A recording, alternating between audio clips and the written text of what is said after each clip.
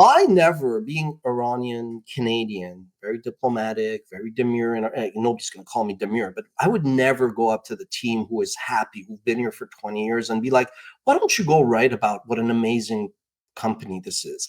Never would I have the balls, the shame, the courage, the audacity. So because a lot of our VPs and managers after 10, 15 years were guys and gals I hired out of school and a bit green, they would be like, oh, but look, so-and-so left.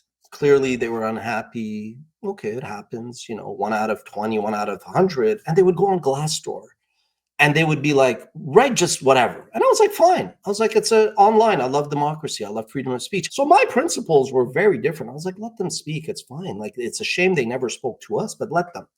But there's a saying where it's like a CFO tells a CEO, what if we invest in our employees and they leave? And then the other guy goes, well, what if we don't invest in them and they stay? Yeah.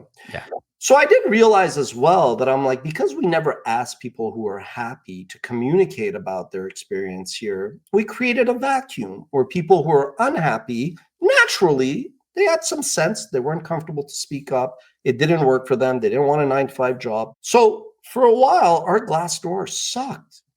It was just one after another complaint. And it's like, we had a small team. I knew who it was. I would reply saying, thank you. It's a shame you feel this way. Myself, because I'm a customer service guy. I got one of these generic emails. They're like, we now, because of this law in California, could force Glassdoor to delete negative reviews. I would never, ever want anybody to remove anything bad, You have to, as a young individual, also be aware of these things. You're Richard and you're looking to work. You have to be smart. You have to read between the lines. So bringing it all together. When I hear people complaining a decade ago about Miss Mojo, I take it seriously, but you also have to drown out the haters, the noise. But again, I paid so much attention to that one negative feedback. And I've learned, fuck it, it's all good. You can't make everybody happy. Facebook, Google, Microsoft, all these companies got to where they are because they didn't give a fuck about people. So early on as an entrepreneur, you have to make that choice. It's like, if you care about people, then I got news for you. You cannot maximize your size.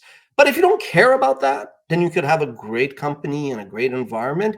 But you then get the advisors who come to you and go, why aren't you more like these guys?